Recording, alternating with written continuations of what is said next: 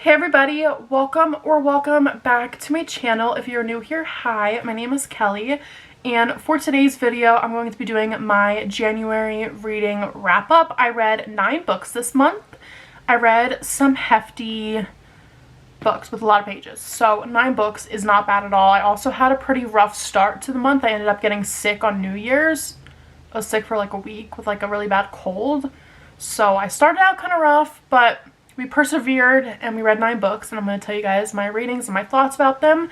I was kind of in my Kindle era in the beginning of the month. Like I said, I was sick and I wasn't really feeling like holding a thick book, so my Kindle was like my best friend while I was sick. So I think we're going to talk about my Kindle reads first.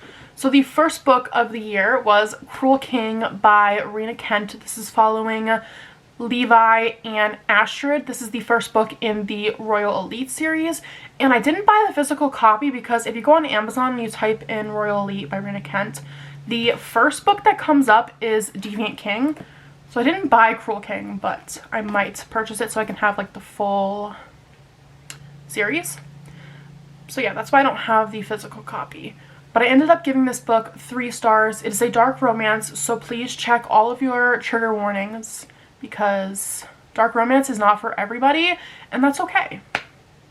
That's okay. You can read whatever genres you want, as long as you're not harming anybody. If you want to read dark romance, read dark romance. If you want to read fantasy, read fantasy.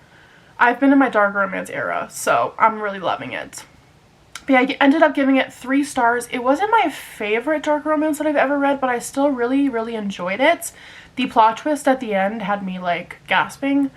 But I don't know, it just took me a little bit longer than normal to like ship the character, so I feel like that's why I gave it a lower rating. But yeah, 3 stars isn't bad. I still really enjoyed it, and Rena Kent's writing is so easy to read. I feel like, to me, it kind of reminds me of Kristen Becker Ritchie's writing, to the point where like I'll be reading and I won't like check like when the chapters are ending, or I'm just really immersed in the books and I fly through them. That's how I feel about Rena Kent's writing. So smooth, so easy to get into. So yeah, 3 stars. I did really enjoy it, but it wasn't my favorite dark romance ever. Then I read The Annihilator by Runix. This is the 3rd, 4th, 5th book in the Darkverse series, I believe. I think. Yeah. The way that this book ended, and the last book, The Syndicator, isn't out yet. I need it right now. I need it right this second. I think it was supposed to come out last year, and then something happened and it ended up not coming out. But I really need it to come out this year because I miss Tristan and Marana. I miss Amara and Dante and all the other characters. But I ended up giving this book 4 stars. I did really like it, but I don't know. It took me a little bit longer to actually like get into the storyline. I feel like with the other books I was like immersed like from the first page. This one took me just a little bit longer than normal to actually get into it and start enjoying it, so I gave it 4 stars. And yeah, like I said, Runix, I really need the next book now. I really do. But yeah, I loved it. I love this series. I feel like it is, I don't know if I would say it's like a perfect like start for dark romance, but I feel like once you read like a couple other ones, I feel like this is a perfect place to get more into dark romance by reading the Darkverse series. It's not that dark, but it is still dark enough where you should probably definitely check your trigger warnings. But yeah, enjoyed it, loved it, can't wait for the final book in the series. Also, once that book is done, I'm gonna be super sad because I've connected with all the characters, and yeah. Alright, the next Kindle book that I read was Outdrawn by Deanna Gray. This is a sapphic rivals to lovers romance, and this book had me like blushing and just giggling. It was so cute, such a cute book. It was spicy, it was just so good, and I really enjoyed the storyline and the characters and the romance. It was just so good. I gave it 4.25 stars. I definitely want to read more of her books because I loved her writing, and yeah. I think that is the last Kindle book that I read. So I read 1, 2, 3 Kindle books. Now let's get into the physical books that I read. So the first one is Icebreaker by Hannah Grace. I finally got around to reading this book. This is a hockey romance. You are following Anastasia and Nate. And I don't know, I really loved this book. It was so spicy. One of the chapters I was like, what is going on here? But I loved it. It was so good, so cute. What did I give this book? Let me see. I gave it 4.25 stars.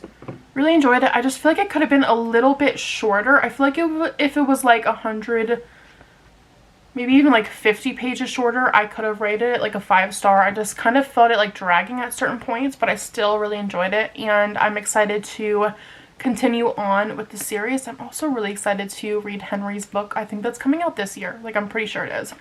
Really loved it. 4.25.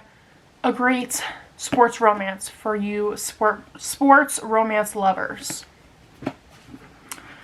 Alright, I'm trying to go in order a little bit here, but I don't know if I'm not going in order because I did Kindle reads and then physical books, so whatever. Okay. So next I ended up picking up Crescent City, House of Earth and Blood by Sarah J. Maas, and if I'm being honest with you guys, I honestly wish that I waited to start this series. I wanted to get into it because I wanted to, you know, enjoy the third book coming out with everybody, but I feel like I was on such a high from Throne of Glass that I kind of went into this book with really high expectations, and I feel like I was confused for probably like 70% of this book. I had no idea what was going on. This is an urban fantasy, so they have like cell phones, and yeah, it was just like they were getting drunk and high, and it was just kind of weird. Like, it's not a fantasy that I'm used to, like a fantasy world that I'm used to being in, and the world building is so heavy that it just takes you a while to get immersed in the story. Shh. Oliver wants out. But besides that, I ended up giving this book 4 stars, I think. Yeah, 4 stars, just because I didn't feel connected to the characters probably until like the last like 200 pages. I did cry at the end of the book, but yeah, I feel like I was trying to compare it so much to Throne of Glass that it kind of like threw me off, and I shouldn't have done that. I should have probably waited a couple of months to start this series, but here we are. I still really enjoyed it. It was just very confusing, and I said to myself at one point, I was like, am I dumb? Like, am I just dumb, or is this book just series not for me? I don't know. It just took me a really long time, and I knew going into it that people said like the first 200 pages were like very heavy world building, but then you understood. And then when I got to those 200 pages, I still didn't understand, so I'm like, am I dumb? Like, am I dumb? Is this not something that I'm going to enjoy? Also, I got, Oliver, shh.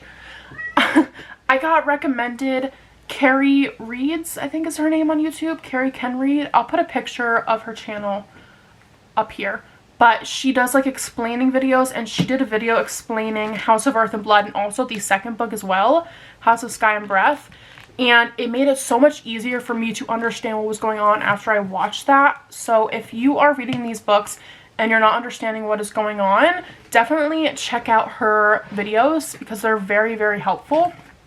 So yeah, I gave that book 4 stars. Then, the highlight, I feel like, of my reading month, I read Aiden and Elsa's trilogy by Rena Kent. So it is Deviant King, then you've got Steel Princess, and then you have Twisted Kingdom.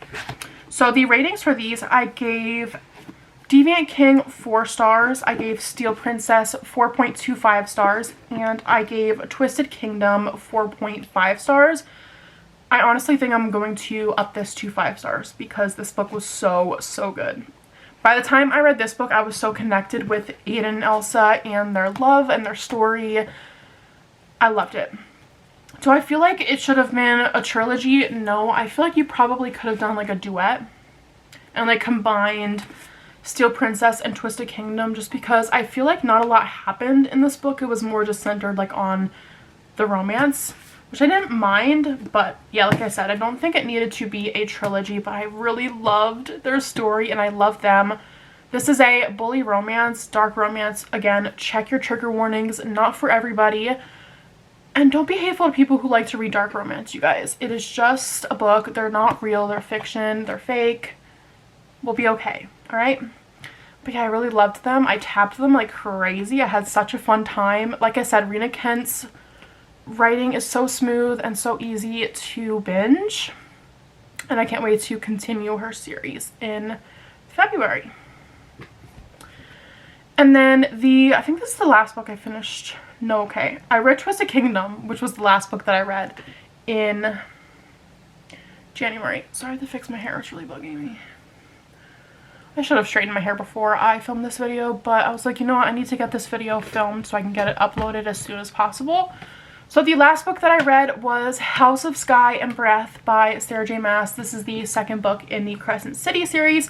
I ended up giving this book a 4.75 just because I didn't get that 5-star feeling, but I was definitely more enthralled in the story than I was in House of Earth and Blood.